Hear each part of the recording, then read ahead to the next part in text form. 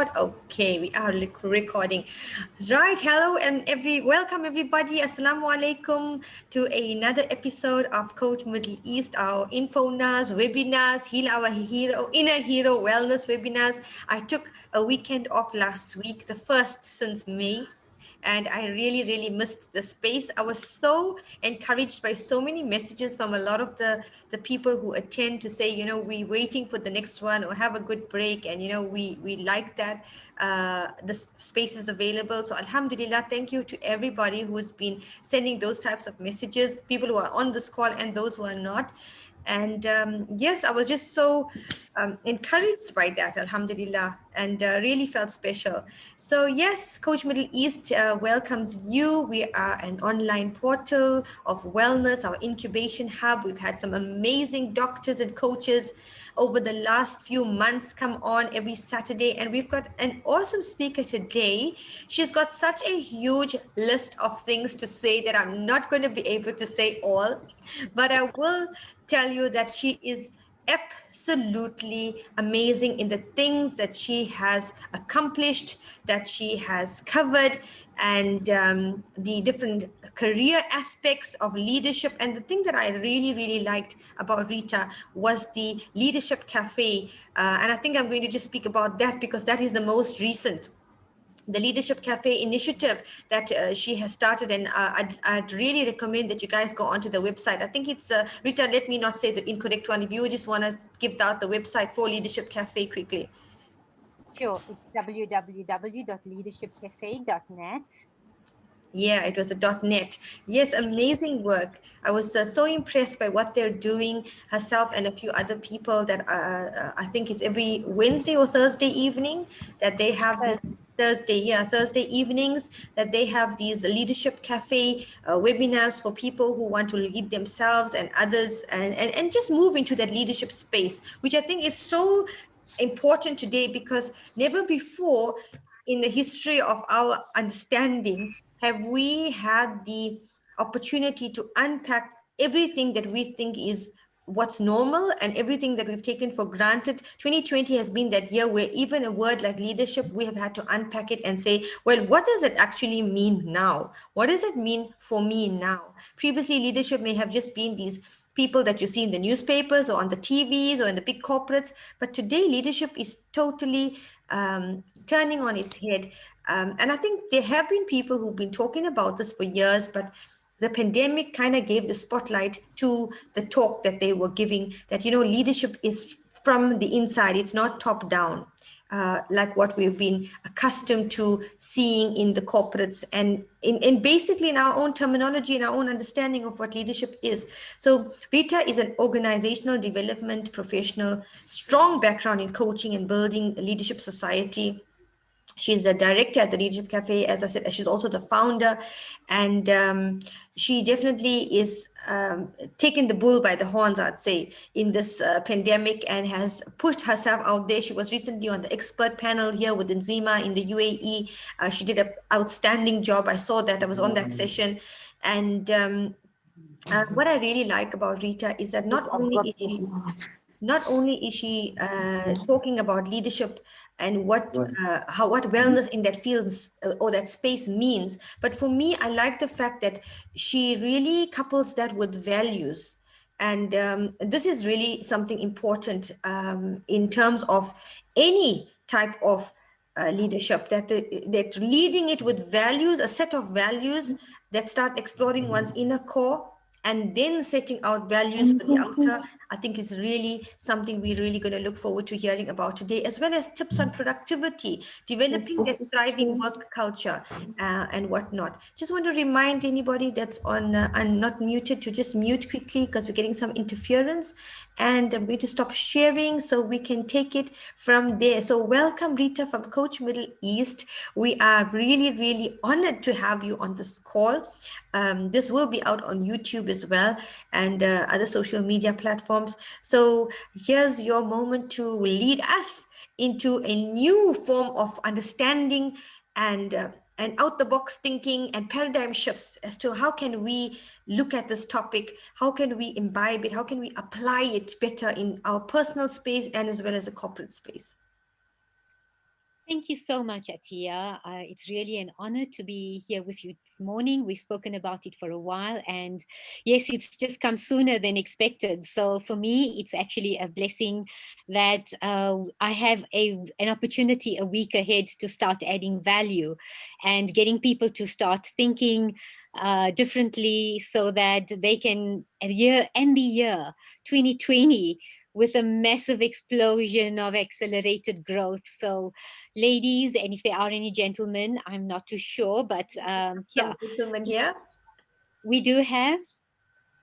Yes. Okay. Phenomenal. So yes, I'm going to address some concerns that we also need to look at as we go along. So it'll be good to have some gentlemen on board because I'm going to address some of the real issues that face women as well, and what we need to look at going forth from a leadership perspective.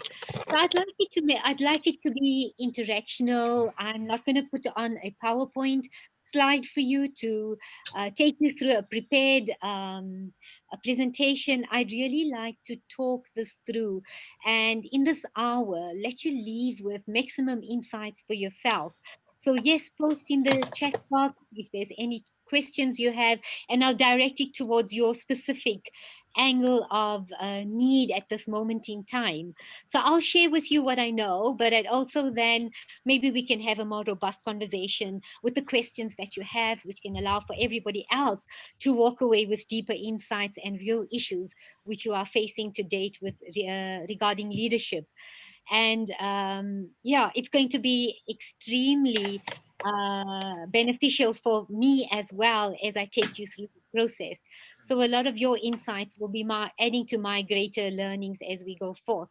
So yeah, let me start off with sharing with you the role of leadership, some of my experiences, where I come from, the kind of insights I had in 2020, because it's been a year of accelerated growth, which I never thought I would ever experienced in my lifetime. So yes, it's been tough, but it's also been, like Atiyah said, a year of phenomenal opportunity, where you could look at it in one way, where you could, be downtrodden, looking at a future which is bleak. You could look at it as an opportunity, irrespective of the challenges you've experienced in this year. So, being agile, being change fit is the first aspect that we're going to delve into. What does agility mean for leadership? So, when you're a leader, and when I say leader, I don't just mean in the corporate space, I mean it could be in your personal space as well. So, being a leader, driving your career, driving your family, knowing where COVID has put us with all the challenges of working from home, you needed to look at factors like burnout. You needed to look at extended work hours. You needed to look at childcare. We needed to look at the whole aspect of isolation. So leaders are not just somebody who's in the workplace who hold a higher position. You are a leader and you are a manager, where you create engagement mechanisms to allow for better collaboration, irrespective in what space it is.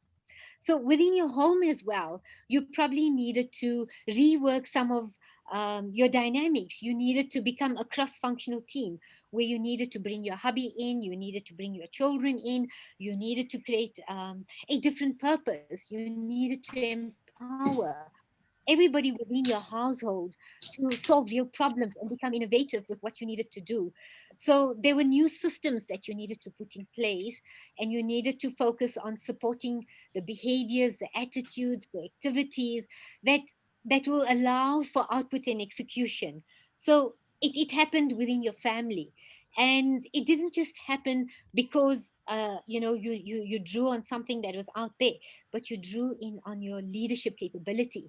We kind of accelerated, especially in this moment in time, and the pandemic actually accelerated that. So know that you are a leader in your own right.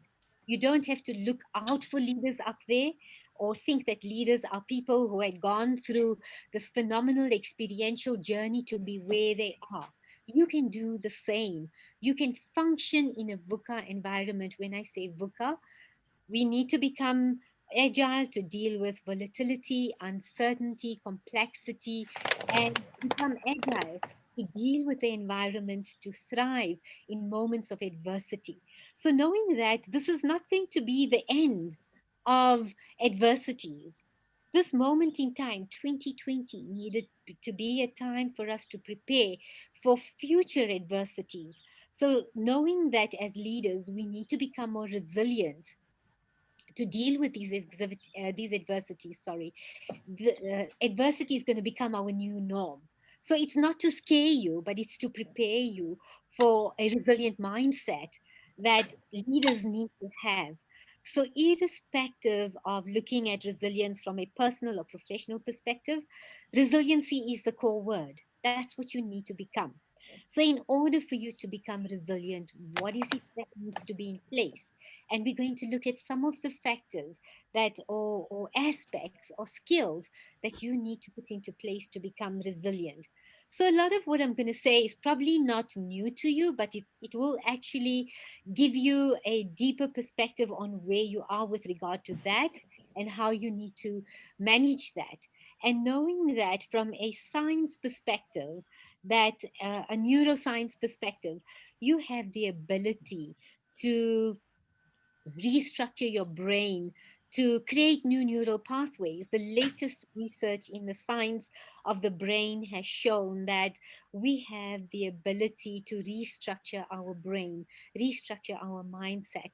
We always kind of undermine our capabilities, and we think that, I'm too old to learn, or my learning days are over. It's actually not. It's always renewal. When COVID hits, everybody, every talk that I attended, every webinar was about rebuild, reimaginate, rejuvenate, restructure. Everything was about re. So what does re mean? That you can do it. You can become resilient, and your brain is exactly that. So it's through the research that the neuroscientists have done over the years is actually benefiting us now, because what we can share with the world and share with leaders, the science of the brain, that we have the ability to restructure. The brain can be rewired. We can build new neural pathways. And through practice and developing the resilient mindset, which we speak of, where we look at, when I say resilient and the mindset that we speak about. So there's two ways we can go. The one is where we can stay with our fixed mindset that this is who I am and there's nothing that I can do to change my situation. The other one is a growth mindset. A growth mindset would be where you look at new opportunities, you work with where you are in terms of change, and you work through all the different challenges that you can have, and you develop new neural pathways as you go along with new insights. So every new insight that you have and your ability to accept it and work with it means that you are building a new neural pathway. So when you build that new neural pathway, it kind of gives you a new insight, new opportunities, a new lens through which you're going to view this world. And when you start changing that, you literally have a new lens through which you're going to say, okay, it's the inner core that you're going to start changing to say, I can do this. Although it might not be the way I want it to be, what's the gem in this situation?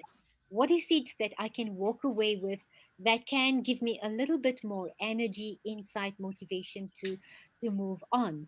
So that's the growth mindset versus the fixed mindset, and also knowing that there's the concept of neuroplasticity, which is very new in our world, to say that every human being has potential.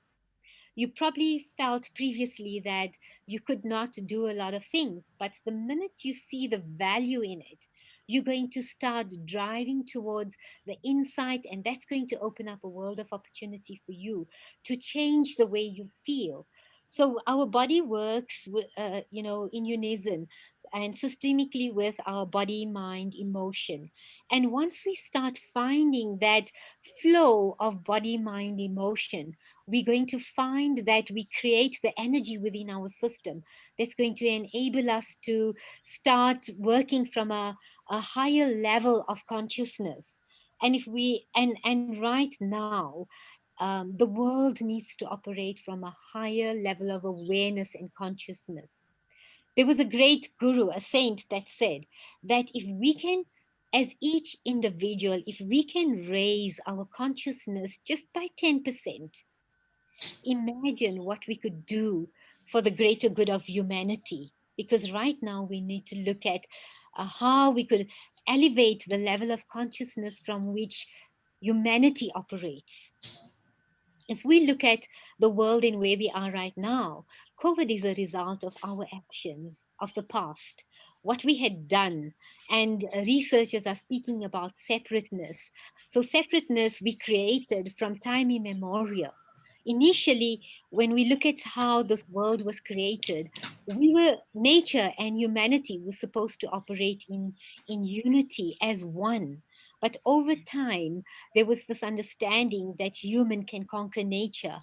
And as a result, we started, and I'm talking about generations previous to us and also our generation currently. What have we done to the environment?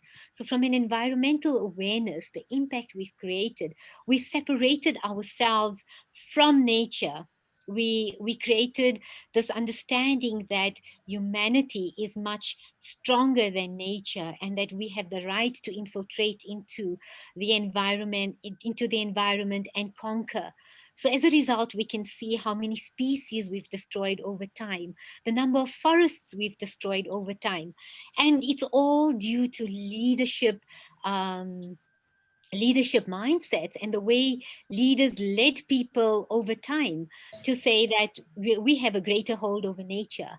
And for our own comfort, we can exploit nature, we can exploit the environment. So I'm tapping into various aspects of leaders. So from a personal perspective to a perspective of how we manage our homes in terms of leading our homes, the way we utilize products, the way we manage our homes, all impacts on how we're going to come through this pandemic and how we're going to manage wellness. So I'm going to tap into that in a little while in terms of wellness and get this whole picture going. So that's from an environmental perspective.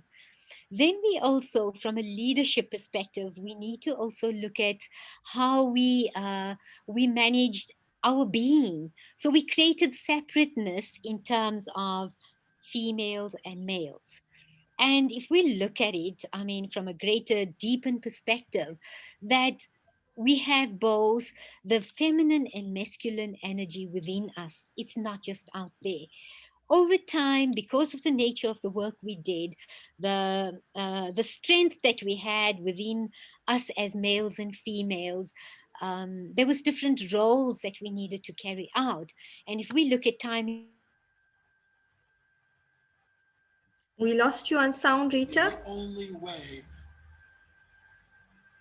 I think you unmuted accidentally. I mean, you muted accidentally.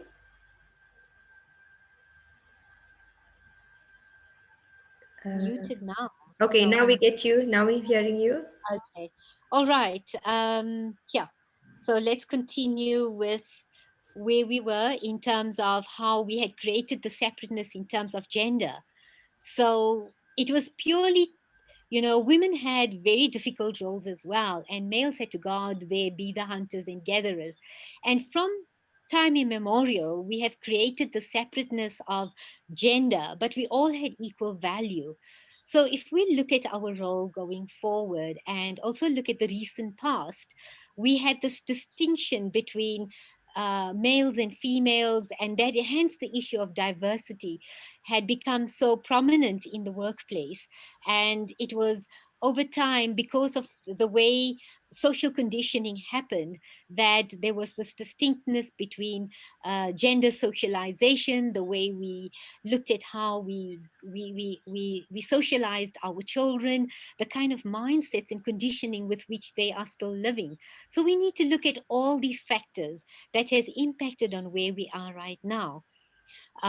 We still very much were looking at gender issues in the workplace and how are leaders managing gender issues in the workplace. So currently, the thinking from a leadership perspective and in every other environment is that women need to be fixed. So we go on all these programs about fixing women. But the realization that had come through in 2020 is that we should not be focusing on fixing women. Yes, there are issues over time. I mean, what our grandmothers did, we still walk with some of the DNA, and they really put in a lot of effort to get us to where we are in terms of fighting for the rights of women in the workplace. And if COVID, during the times of COVID, we found that 1 in 4 women are planning to leave the workplace. Why? Because they feel they're not coping. Again, it's the burnout, childcare, the extent to which they are burdened with duties, and also the way that they are seen. So it's impacting on their self doubt. It's impacting on their visibility. It's impacting on their confidence to say that we can do it.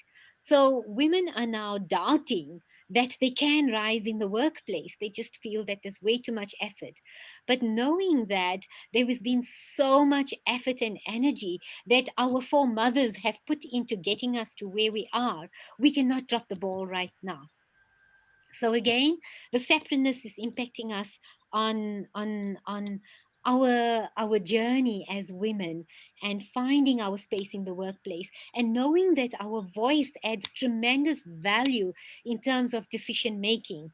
So to sustain our planet, to sustain the environment, to sustain humanity, for us to survive and thrive, we need to bring in the mindset and voices of women, because they come in with compassion, they come in with a very holistic perspective. And I'm not saying that men do not do that. They do have it, but they come in with that identity of masculinity, which is also needed for us. So it's about bringing the unison and not working with separateness as we had done previously.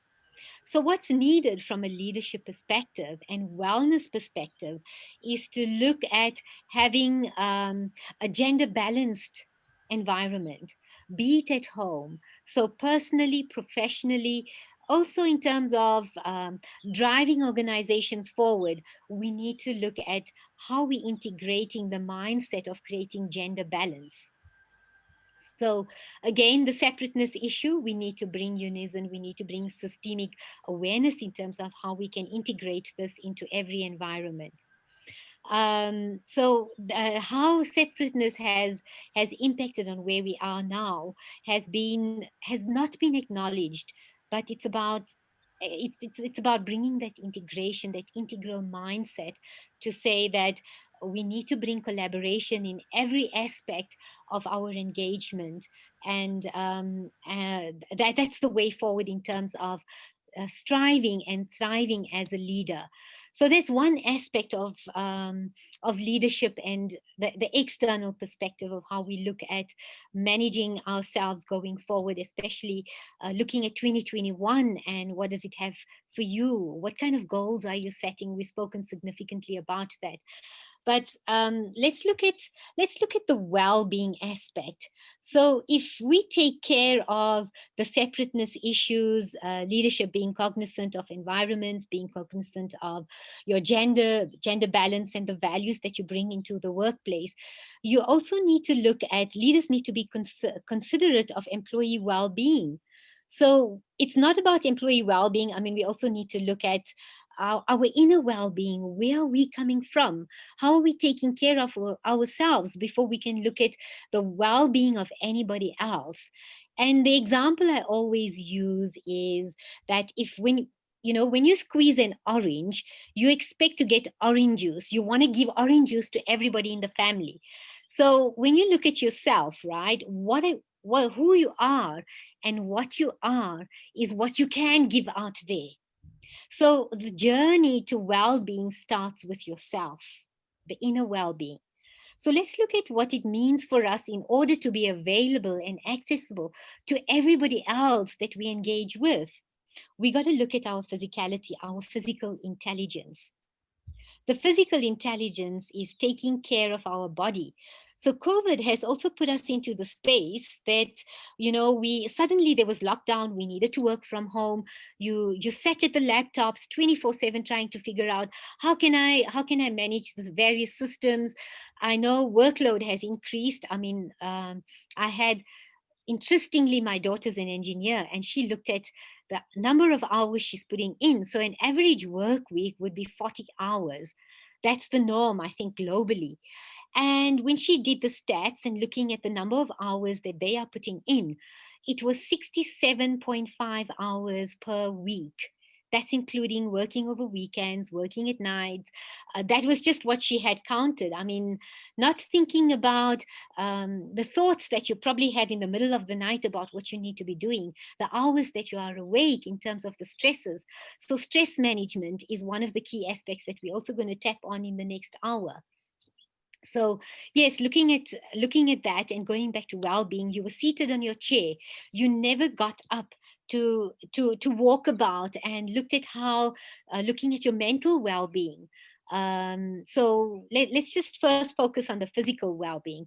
What are you doing in terms of your physical well-being? So what global companies have done is, from a professional perspective, that they started looking at systems within which they could remind the participant that you've been at your laptop for an hour. It's time for you to walk. It's time for you to engage in mindful practices. It's time for you to take time out to meditate. And ladies and gentlemen, meditation is not a ritual, or it's not a religious practice. If we practice it from a mindfulness perspective, stillness, meditation is about stillness. It's about bringing that calmness and peace within yourself. So I'll touch more on that as we go along. But yeah, the physical aspect of your being is getting out there, doing physical exercises, doing those stretches. We underestimate the importance of it. I had the good fortune of being in India just before lockdown. I got back the night before we went into lockdown in South Africa. After a 48-hour journey, getting home, my practice in India, I was there for the International Yoga Festival. And ladies and gentlemen, I cannot emphasize on the benefits of yoga. Okay, if you just do it from a physical perspective, you're going to find that some of these practices bring stillness, it brings extension and expansion within the body, the mind, and emotions. We are so drawn into looking at our world from our five senses that we forget that when we step out of the excitement of looking at this world from the five senses, there's a being beyond the five senses. And finding that stillness, the silence, actually enables you to reconnect, recuperate with your inner being. So when you do some of these stretches and some of these practices and bringing in mindfulness, just walking in your garden or finding a path to walk on, bringing walking mindfulness in is actually separating, it's enabling you to find that stillness, that connection with your inner core, your being. And that's what mindfulness and meditation does for you. That's what yoga does for you. Yoga actually brings that silent mindset, because when you're practicing on a specific pose, you're actually integrating your five senses to work within that pose to bring the stillness for that moment, so that you can bring that peace and silence within your mind. Attached to that is your ability to integrate your breath. Okay, so from a wellness perspective, you need to look at where and how you are breathing. We when we're sitting at our desks, we engage in shallow breathing. So it's normal breathing which we are not even aware of. We have the autonomic and the parasympathetic nervous systems, and I don't want to confuse you with all the terminology. And we also have the oxygen that we take in and the carbon dioxide we breathe out. But when we take in more oxygen, we're actually oxygenating our brains, our bodies at a cellular level, which gives us an expansion again in our being. So still staying into the physical intelligence aspect, when we work with our breath, when we deepen our breath, we find that you're going to find more calmness within yourselves that enables you to release more of the serotonin, which is the good hormone, which brings in calmness. So, together with the serotonin, you're going to have the release of dopamines and the oxytocin. So, I don't want to, again, terminology, I don't want to get lost in that, but know that the deeper you breathe right down into your diaphragm, you're going to find that it helps you bring stillness within yourself, and you're going to change neurochemicals. So when we are highly stressed, I know what happens to me is when I'm highly stressed, it impacts on my memory. I cannot function. I lose my ability to plan, organize, be available. And what typically happens is I release the neurochemical, which is called cortisol. And when I'm in a highly stressed mode, and from a brain based perspective, I'm going to find that I actually close myself off to managing my prefrontal cortex, which is the executive part of the brain. So, what happens, and let me just give you a little bit of the structure on our brain. We have three centers in our brain, three parts to our brain. We have the prefrontal cortex, and as humans, we've been given this gift of life, that we are the only species on earth that have a highly developed prefrontal cortex. The second part, or the middle part of the brain, is what we call the midbrain, or the emotional seat of the brain. And this part of our brain has two almond shaped structures, which is responsible for our fight and freeze response. And together with that, if we have what we call the reptilian part of our brain, which carries out functions when we are still sleeping. So our digestive tract is still doing its job, our breath is still working, our brain is still functioning, and that's what keeps us alive. So we have those three structures to our brain. And if we are highly stressed, the mid part of the brain, those two almond shaped structures actually widen, they open up like a fan.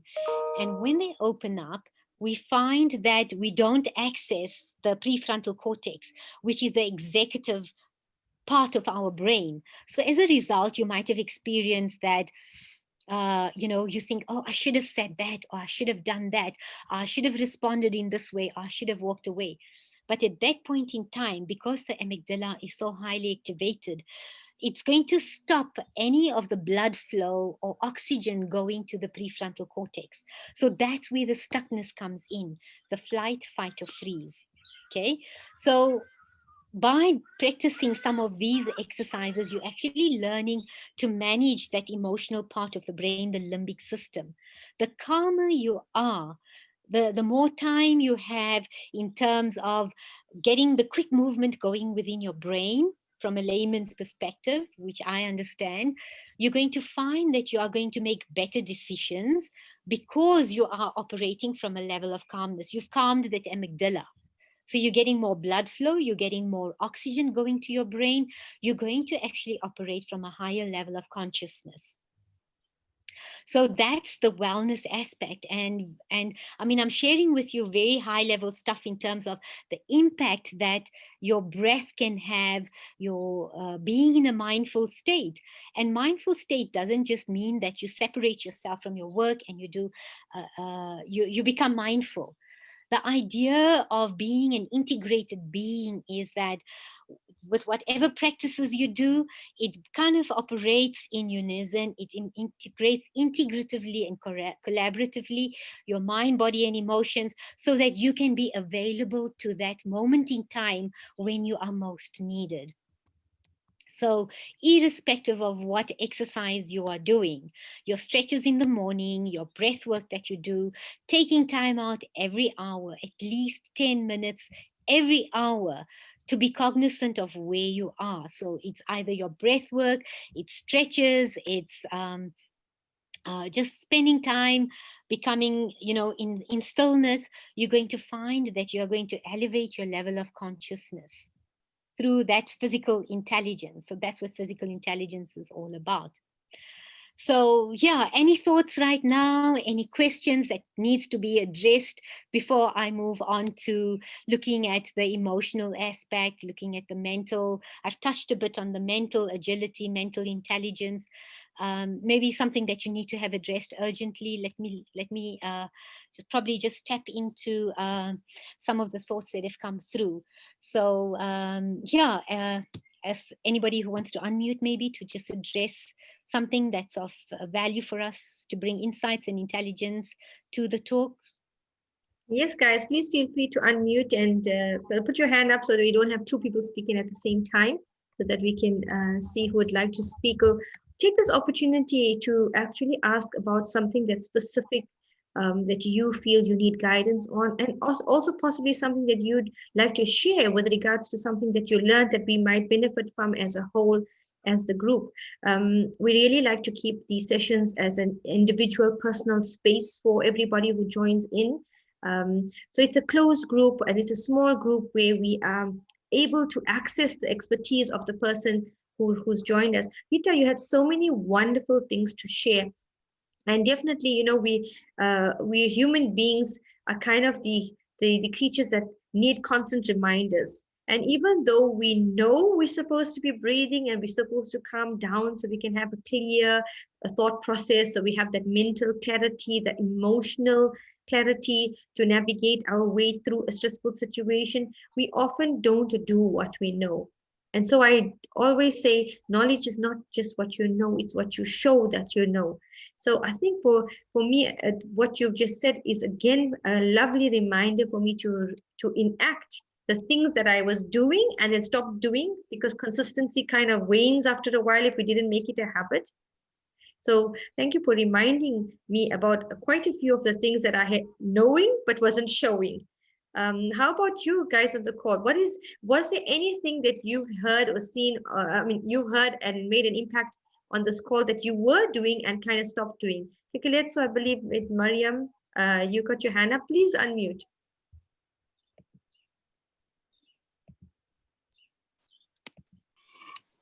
Hello, everyone. Assalamu alaikum. Walaikum salam. Walaikum salam. Hello. We can hear Hi. you. Can you hear me? Yes, welcome. All right. So, okay. So I just wanted to ask if on the physical intelligence, like taking care of the physical body itself, can it fall under that? For example, instead of using chemically creams, lotions, and all those kind of things, that might affect our skins negatively one way or the other. Then we tend to organics, for example, using those things that at the end of the day, our skins won't have any short-term or long-term effects. Can it be part of it, part of physical intelligence? Miriam, yes, I think if we take care of ourselves, I mean, when we find that the body works so integrally, right? So when you're in a good space, you find, I mean, I'm just going to use a typical example, right? When we go through high stress, we're going to find the manifestation on our skin. We might have acne breakouts or whatever it is. That's a typical symptom of stress, right? For teenagers, even for adults, when we're going through high stress, highly stressful emotional episodes in our life, we find that it does impact on our skins, the way we appear, even our body language, our physical appearance tends to be impacted. So yes, I believe that it all works very integratively. You're going to find, I mean, my personal experience over time, I've been through high stress situations when I lost my mom, and I found that I broke out in acne. That was the way my body reacted to my stress. But the minute I started finding my place of calmness, my stillness, finding my true purpose and my being and understanding my life from a spiritual perspective, I found that it automatically calmed down and it kind of subsided by itself. So from a brain-based perspective, you're releasing those neurochemicals that show up on your body. I trust that will help in terms of your question and answer your question as well. Yes, yes. Thank you, Mariam. That was such a lovely question. Mashallah, Rita, I've put a message here for you with regards to time and stuff like that. And yeah, welcome also to everybody who joined in, before the actual welcome. We want to focus in this last 15 minutes on developing a thriving work culture because thank you to Aslam, Cheryl, Reem, who I know are in corporate leadership, and I would like for them to go to have something to take back in terms of your expertise with corporate work culture, Rita. Sure. Thank you. Thanks. So thank you for the questions. Let's look at leadership and employee wellness and what's happening in the corporate world. So from all the research that I've done, and we're looking at a very high tech, high touch economy at the moment. Uh, I mean, with COVID, you know where we are, and everybody had to kind of move into the space of working from home. So, from a leadership perspective, leaders had to become catalysts in terms of integrating technology and well-being into the workspace. So when I say technology and well-being, there's various things. I mean, you had to start getting people to work from home, getting their systems in place. So that's one aspect. The one I mentioned was getting including technology in the sense where you're going to allow for them to find their space and find work-life balance as we move forward. So that's the other thing that leadership needs to be cognizant of. But the mindset of the leader who needs to make these changes, that's where the focus needs to be. So when you start shifting to knowing that this day and time requires you to operate with a servant leadership mindset. When I say servant leadership mindset, so knowing who you are, what you are doing, how are you impacting on corporate culture? What kind of systems are you introducing into the workplace? For example, what kind of programs are being introduced from a preventative perspective? And also, how are employees taking on to these programs? Is it some kind of screening are you introducing into the workplace to check in on wellness of your employees? What kind of screening have you introduced? What kind of lifestyle messaging are you sending out? Or if you are a leader that needs to look at what you are receiving in your organization, is your organization looking at lifestyle? And I know many large organizations have already stepped into introducing lifestyle programs, introducing the power of me, various programs in terms of making it more accessible for you to manage the stresses. So they're introducing stress management, they're introducing disease management programs in the workplace. So the question to be asked is, what are some of these programs being introduced into your workplace? Are you integrating technology and well-being into the workplace? What exactly is that happening for you? Also from an ergonomics perspective, when organizations went back to work, there were people that were coming in. So from an environmental perspective, has your organization looked into ventilation? For instance, if you have 10 people in the room, is your ventilation system effective enough to control humidity? So those are some of the things that determines the organizational culture and wellness and safety. So when we look at Maslow's hierarchy of needs, if a person doesn't feel safe knowing that the environment is not safe, you're going to find that again their productivity is going to be impacted, which then impacts on your organizational outputs, and obviously it impacts on everything that you do, your bottom line, your stakeholders, etc. So the big thing here is about trust. What is your organization doing in terms of building trust for your employees when you're introducing them?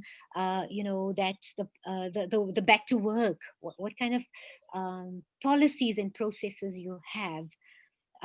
Also nutrition programs for your employees. So safety is one thing, looking at trust is another thing, looking at their wellness in the sense of the nutrition, building collaborative relationships, opening up to being more conversational with them. So we also look at conversational intelligence. What kind of conversations are you having with your teams, right? Is there a trust relationship within the team that's impacting the culture? Because trust is bottom line. If you're not going to build that rapport, not building trust within your team, it's going to impact the way you engage, and that will impact on your outcomes as well. So that's from an environmental perspective, nutritional perspective, ergonomics perspective. If they're still working from home, what kind of conditions are they working from? That impacts on the culture. It's a silent culture that you're going to find that employees will kind of manifest in terms of their availability to you. How are they working? So what we've said in the first 20 minutes is exactly what you need to be implementing with your workforce. So are you, when I speak about multipliers of intelligence, how exactly are you as a leader operating? Your mindset, your well being, the way you influence. So, Liz Wiseman went globally finding out what kind of mindsets do leaders operate from. And she picked up two themes. She said that there are leaders who diminish people in the workplace, and there are leaders who multiply intelligence in the workplace. So the question that you need to ask yourself, and I'm going to give you a little bit insight about being a multiplier or a diminisher, and you can determine for yourself where you fall on the spectrum. So it's not the either or, but it falls on a spectrum. If you're a leader who has challenges with building trust in your team, a leader who feels that you know it all, you're a micromanager, you need to check into every little action that is happening in your team, you're a person who makes decisions and then expects your team to execute, then and I'm losing this term from Liz Wiseman. This is from the research that she has done in her book called Multipliers. I had the good fortune of going to the US and be trained by her as a multipliers keynote Wow. facilitator coach. So what I'm sharing with you comes from Liz Wiseman, and from a leadership perspective, consider your culture. You as a leader, together with your term, determines the culture of the workplace. How are you operating as a diminisher or a multiplier? A multiplier, some of the typical themes or a mindset of a multiplier is accessing the genius that you have. So some of them might be remote, you might not seeing what they have, but your role is to access the intelligence of each and every individual in your team. And what kind of conversations are you having with them? So the themes that she picked up, and they were five. The one is being a talent magnet, and this is very difficult to do virtually, but you actually need to be that talent magnet where you need to build that rapport to know what exactly is the talent that is lying within my team. What is it that I'm doing that will have 20 people knocking at my door and wanting to work for me? Because you as the leader create the culture together with your team. You got to motivate them, inspire them.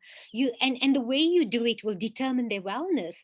Their emotional, physical, mental wellness will be determined by the influence that you create, and how you manage your stresses will impact on them.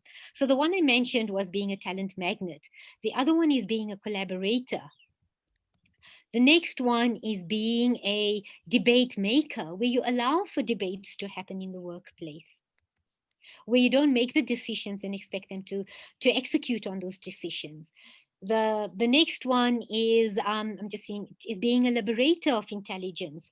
So what she says is that by not accessing the intelligence of the people that you have within your team, you are actually leaving intelligence on the table untouched, because you don't know who your team members are and what they're capable of.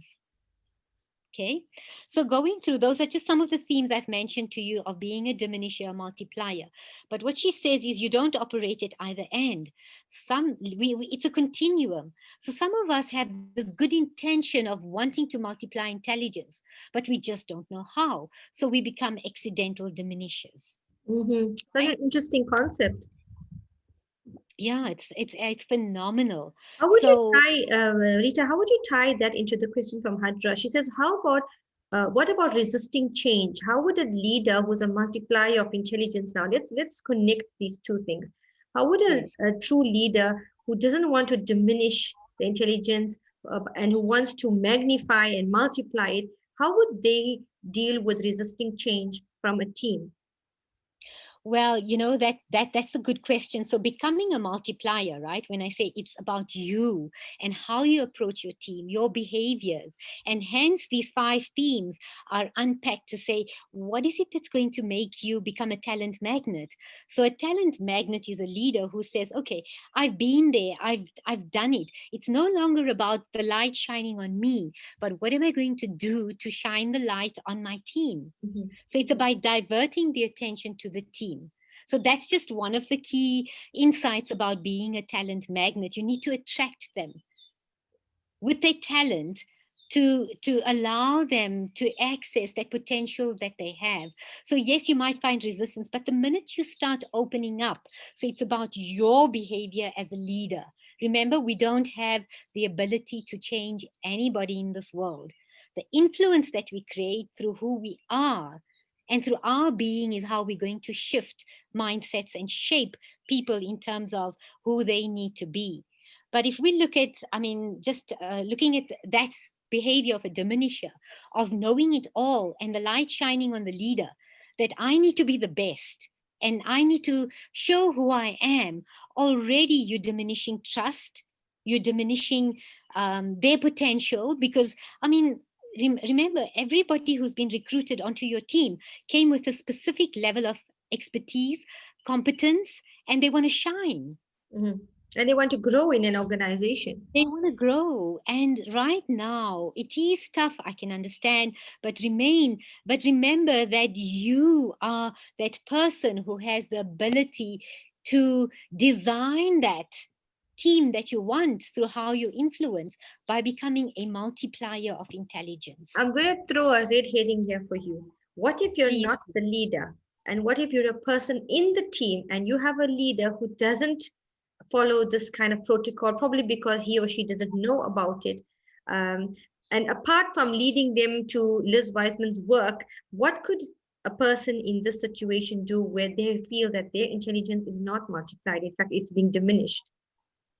Exactly. So you are going to come across those kind of individuals. You're in a team, and what I always say to members in the team, that there's this ability to ask good questions and step in coaching. When we speak about coaching, and from the years of experience that I have, that we don't only coach leaders up there. Coaching doesn't only happen from top down. Coaching can also happen from bottom up, right? Mhm. It's not about undermining your leader, but it's about asking good questions with humility. So it's Mhm. also how you ask those questions. What type of questions are you asking without undermining the positioning? Or, we work in matrix organization, very hierarchical, and we still place power on position. We don't actually open up to creating that environment where we tap into the intelligence of each and every individual. So the shift needs to ideally happen top down, but it's also upon the individual to start coaching bottom up, and that takes a lot of courage. It takes a lot of courage. It takes a lot of strength within yourself of being that authentic person, and not questioning and not humiliating your leader, but actually having that crucial conversation in terms Yes. of what your experiences are. And no leader wants you to come in with feedback without a solution. So they want Oh, you to yes. come in with a solution. Yes, that's so Don't just true. give me feedback on what I'm not doing, but tell me, how can I do it differently? What have you observed? So the idea of how you engage with the team, what feedback looks like, and constructive feedback for the growth of the entire team. And how open is your team to it? How open is your leader to it? What you're saying is not only just so applicable to the corporate environment. I mean, even if you look at I put it in the chat, the 4 things that you said, you hadn't mentioned the fifth one yet. It was be a Okay. talent magnet, be a collaborator, be a debate maker, be a liberator of intelligence, even a mom of a family or a dad of a home, or even in a husband and wife team. If you start thinking about it in that way, then what is the intelligence that my spouse has, or which of my children have certain intelligences? How can I utilize and harness that within the family to grow them in a way Yeah. that gives them the kind of solid platform to stand on, so that they can feel confident to shine in that field of intelligence at school, or on the internet. Perhaps you may have a teenager who's good at photography or art, and encouraging him within the home, multiplying that intelligence in various ways, and then saying to him, well, why don't you do a little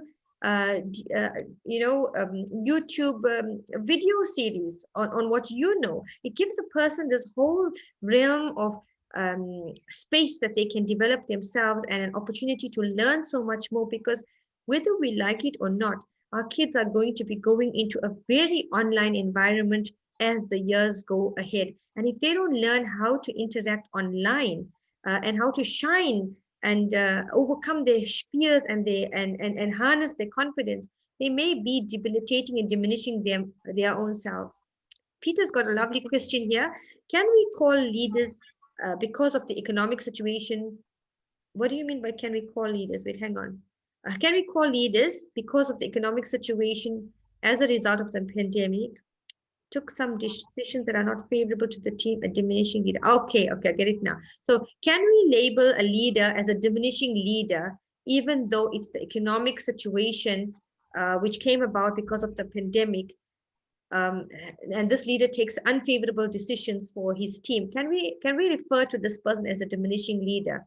Would I think a different way. Thank you, Peter. That's such an excellent and deep question. I think that kind of a question is really something that's a leader question. It's a debate maker question, because that is really and essentially a debate. Would a person who reacts badly in a chaotic situation, like we spoke in the beginning, Peter, just before you got on, we were talking about chaos being a pit or a ladder. So any person, no matter where he is in whatever type of an environment, if he's a leader and chaos has fallen upon your lap, if you made bad decisions at that time, does it mean you're a leader who diminishes because you could not react to the bad situation? Does that reflect on your own personal leadership ability versus somebody who could get chaos on their table or on their lap and react better? So, this is quite a multifaceted question.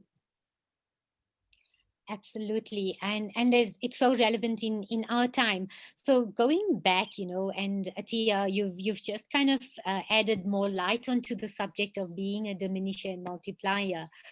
Diminishes, it's not something that just happens for a moment in time.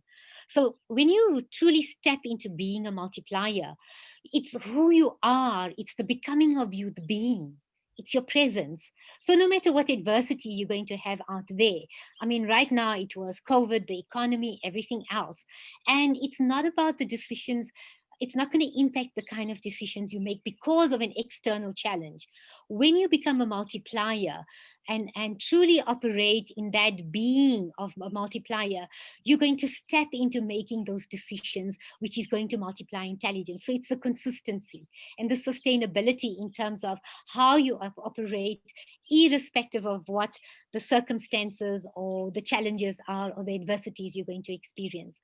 So it's a very deep, insightful process for you to step into becoming a multiplier. So it's not contextual, that you're going to be a diminisher at one point and then you're going to step into being a multiplier, because that's inconsistent.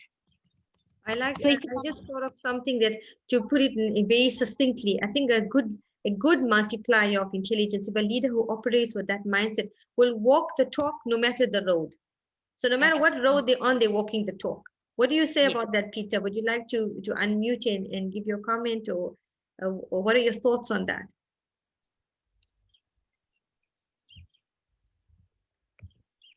And again, it goes. There we go. Thank you. Welcome, Peter. We can hear you loud and clear.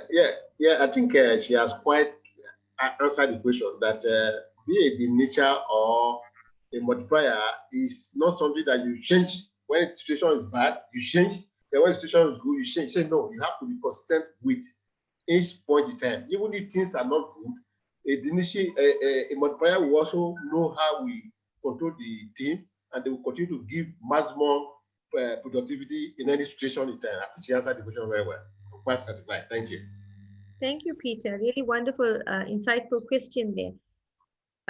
I was going to say that, it ties in again with what we said initially. Knowledge is not just what you know. It's what you show, you know, because it becomes part of who you are. It becomes like your breathing. It becomes like when you learn your timetables by rote for the first few years of school life, and then you come to a point where you don't need to think about it anymore. You can just multiply, whether you're working out percentages, whether you're working out productivity, whether you're working out the discount in the store when you're buying something, whether you're doing procurement for your company and you're working on getting in supplies or stocks. It becomes what you know. You don't have to keep on going to a calculator.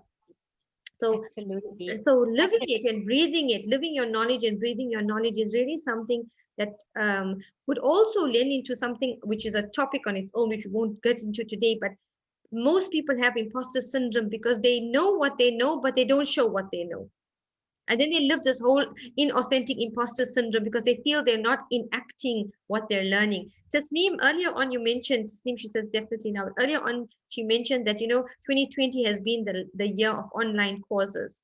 And subhanAllah and alhamdulillah, many people have had this opportunity to learn online. But how many of us, and I'm going to put that as a personal challenge, how many of us are going to actually implement and apply what we learned from these online courses, even if it's just 5 things, just 5 things for the balance of 2020. We need to actually, we've been through so many webinars.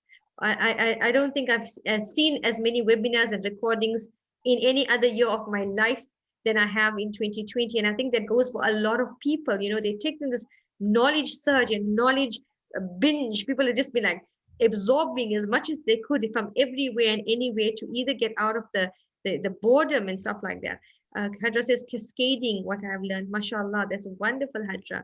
So yeah, that is something that I think we should call upon as a challenge amongst the people with us, that having to implement the knowledge is very, very crucial to leadership wellness itself. It ties back into the whole topic because you will feel like a real imposter, so inauthentic when you learn and learn and learn, and then you haven't really seen the result of that learning in your actual interaction with your people, with your family, with yourself, and whatever else you are involved in. Even if it's a charitable organization, the leadership skills you learn must be it must be transformative. I would say it must be transformative, and something that you can tangibly see that, this is what I was so many months ago, and this is how I am now. I can pinpoint it. This is what I would have looked like in the sense of how this would have played out, and this is how it plays out now. MashaAllah, Tasneem, you've been really busy. Yeah, it's been awesome insights. I'm really excited with the type of thinking that has come through for everybody, and these principles are applicable in your life. And once you start embracing these, the benefits of it from a leadership and culture, organizational perspective, personal, professional perspective, you're going to find that when you start tapping into the intelligence of others, when I said that, if you elevate consciousness by 10%, you're going to actually find that there's more time for yourself.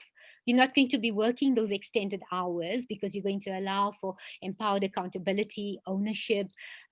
People will know that they are living their purpose. They feel valued.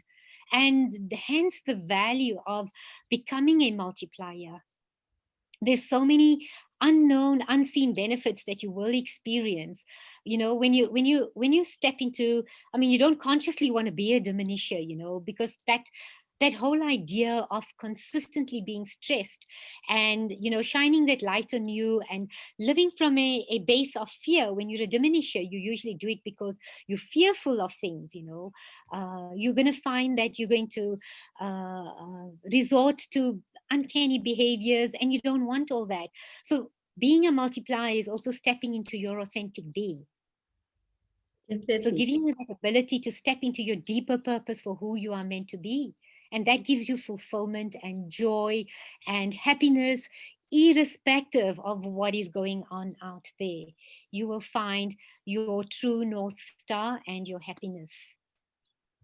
Alhamdulillah. Any other last questions before people on the call, or last comments before we are 10 minutes above our time? Rashida, Kefilo, Shamila, anybody else wants to say something or ask something? Zaybun, we have you here, welcome. Reem, We're having Reem Ubaidat next week, and I'm looking forward to that session so much. Rita, you'd also benefit so much by tuning into Reem. She's such a powerhouse of knowledge and wisdom as a leader. And I think she clocks in more than 65 hours a week. I don't know Okay, how she she needs does to it, speak but to she does. me. Let's cut down on that hours. You're not doing good to yourself. I want to see you add more value over time because you have such phenomenal presence from what I've heard, and you need to add more value. So yeah, replicate. We need more of you. And that's what multipliers is all about. So let's chat about how we can multiply you in terms of the value you're adding. Hi, wonderful ladies. What an amazing session. I'm really speechless with your guest, Atiyya. It was a big surprise, this lady in here. And I was left really with nothing to say, nothing to add at all. I was all through the session, I was thinking about how can we explain to people that there is a huge difference between multiplier, being a multiplier, being a multitasking and help people to multitask in the same time. I find it very interesting that if we are a real leader, then you really craft and ask people to craft their different abilities, discover the different dimensions of their talents and of their powers, and then they can multiply themselves by great multiplier leadership. It's interesting. The way I spent lots of my time working with leaders and helping organizations to get leadership setups and leadership structures and put capacity building leadership in place. So I really find it very new. I heard about multiplying, of course, and I do believe I have that kind of instinct knowledge about that. And I always thought about my surrounding, so many people in my surrounding that they had been a multiplier by making people really get the education to the best level, did sport to the best level, to the best level. So they are really believing that you have all those hidden things which need just little irrigation and little maybe trimming and this and that. But I was all through the thing that, is there a big relation between multiplying and multitasking? If I Good may, I question. don't know if Good I'm clear question. enough. What an Yes, you excellent question, are. Reem. Thank you so much. Absolutely. Yes. So this is my perspective that there is definitely a huge difference between multiplying intelligence and multitasking. So from a brain-based perspective, and I always draw into the science and the art of the brain and being, make it very holistic.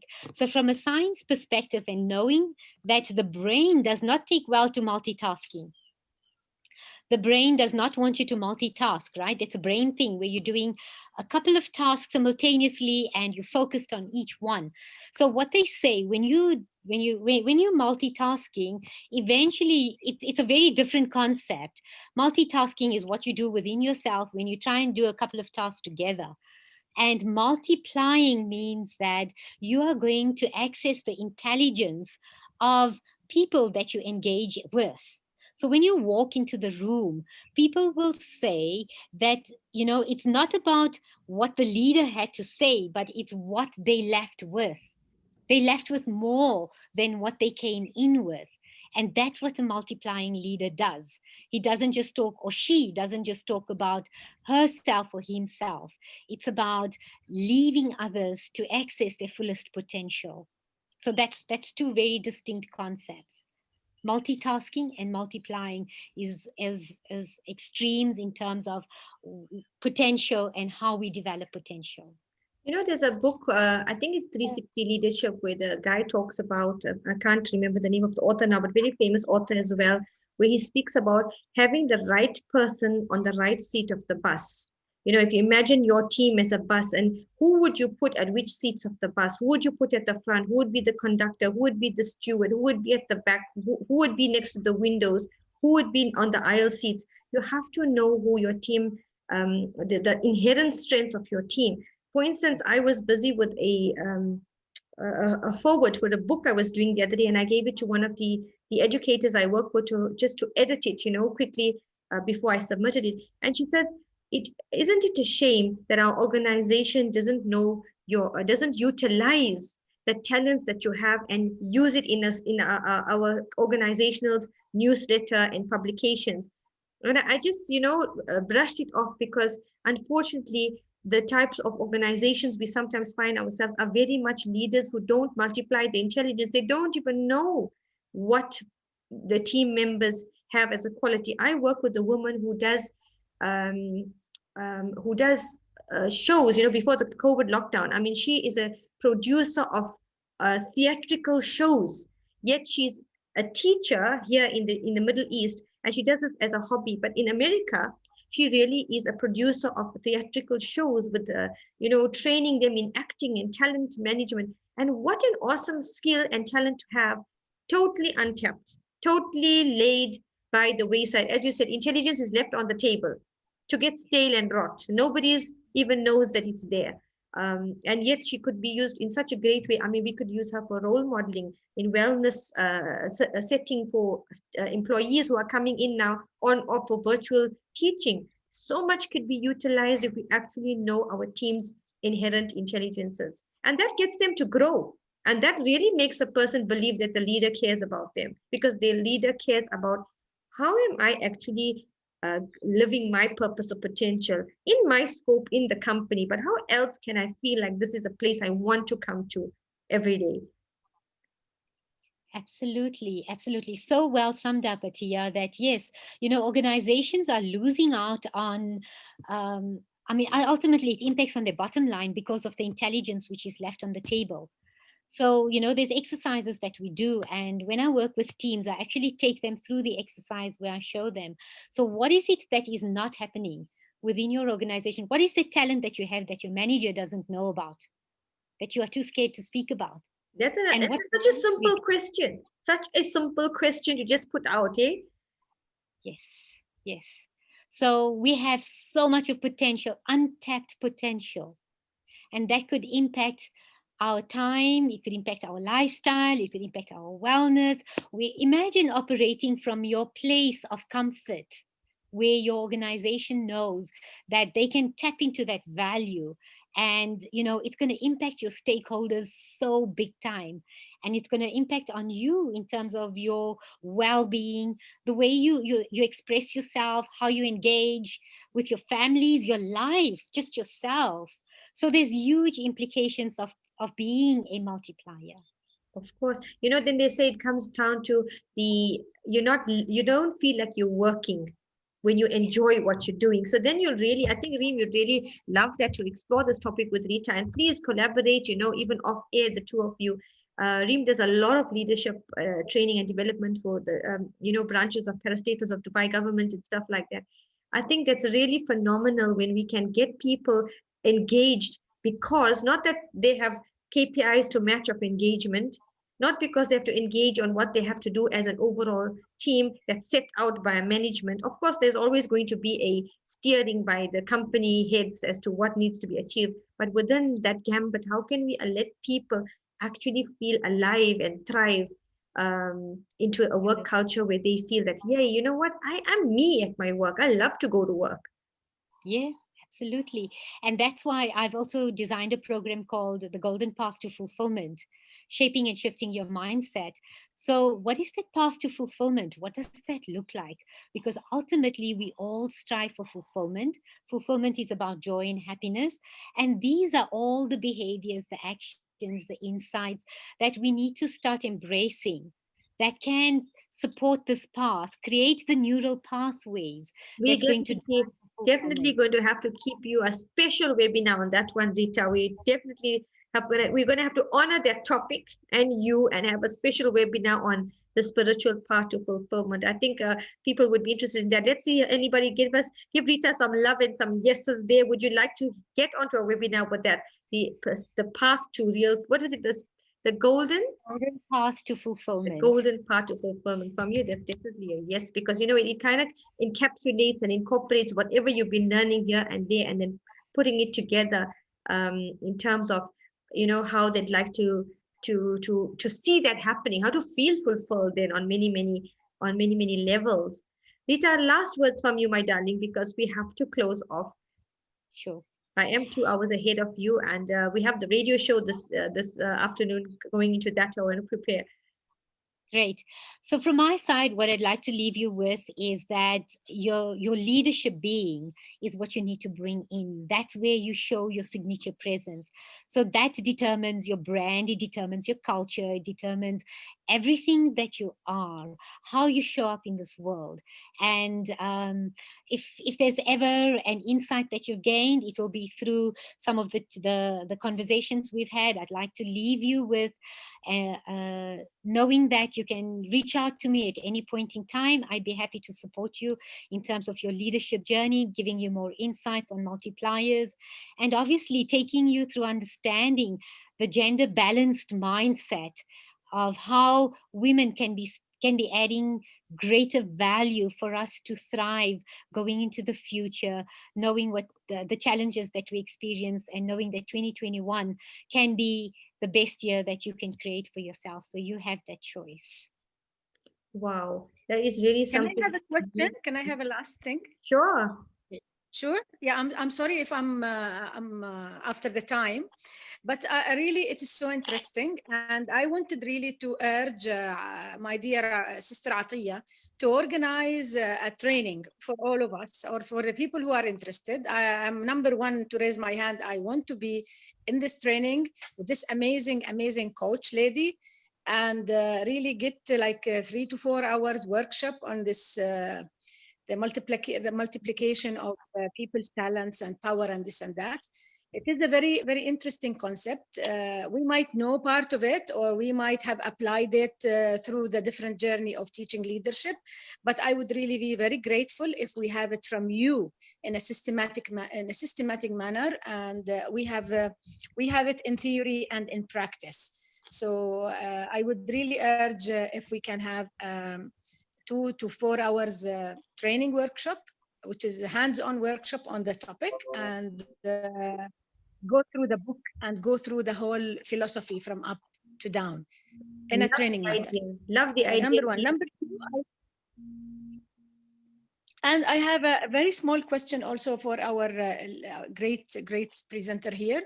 I don't know if I missed that because I came a little bit too late to the webinar, but is there any difference between women leadership and men leadership in terms of multiplication?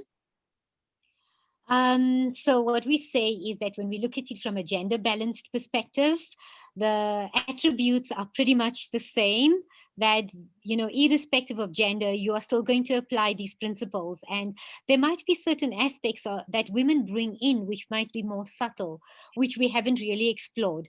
So there might be subtle differences in terms of your compassion that you might have, which I'm not saying males don't have, it's there as well. But how do we tap into the yin and yang?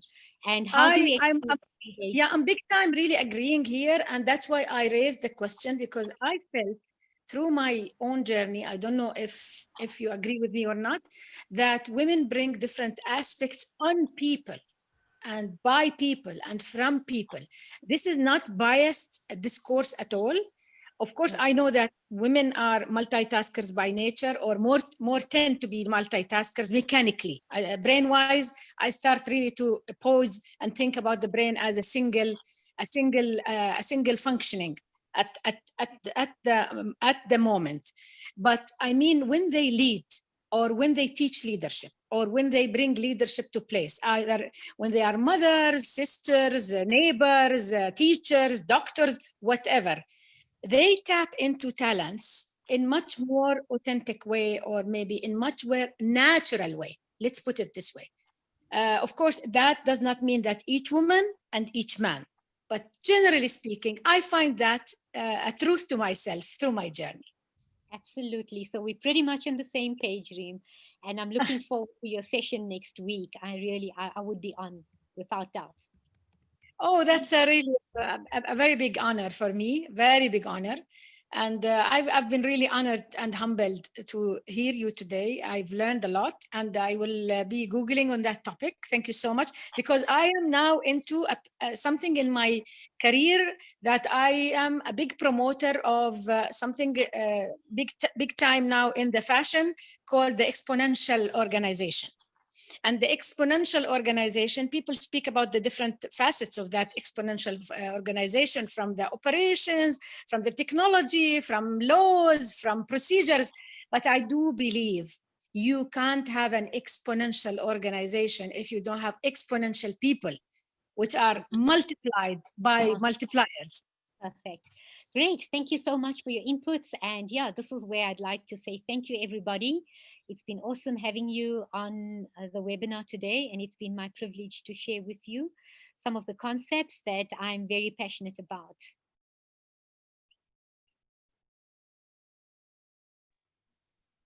So I'm going to hand you back to Atiyya. Thank you guys so much. I mean, the robust conversation that has come up is absolutely amazing. Really, I'm counting the hours for you next week, because we learn so much from you every time you speak. And Rita, please, you guys should, we're definitely going to take up Reem's suggestion. I think it's an amazing suggestion to do a workshop for leaders.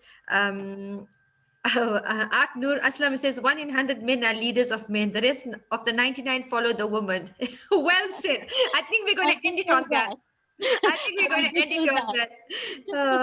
Wonderful. Believe me, I'm not speaking from any gender imbalance point at all. I'm very genderly balanced person. I've been raised by great men. I have great relations with men. They've been my friends. I have the best father on earth. I have men who supported me all through you're the not journey. saying best husband? Don't make sure you say it on air. Best amazing husband, amazing son, amazing. Thanks God. Really, really. I'm so much supported. I came from big tribe, and I'm always with tribes, not against tribes, not any of this fashion. Inshallah. Because my men. I think we just lost Dream there on sound. Dream, I think your internet's cut out. Anyway, ladies and gentlemen, I have to love you and leave you. I've just got guests who walk into the door, and I don't want to be rude as well. Assalamu alaikum wa rahmatullahi wa barakatuh. Thank you, everybody. Rita, lots of love and lots of thank yous to you. My pleasure. Thank You're you. welcome. Thank you. Enjoy the rest of the day. Bye. God bless everybody. Goodbye. Thank you. Thank you. Goodbye. Goodbye. I love the session. Thank you, Peter. Thanks. Yeah. Thank you to everybody who's joined on. Assalamu alaikum. Have a wonderful rest of your weekend. Thank you so much. Thanks a lot. Thank you. Goodbye. Bye.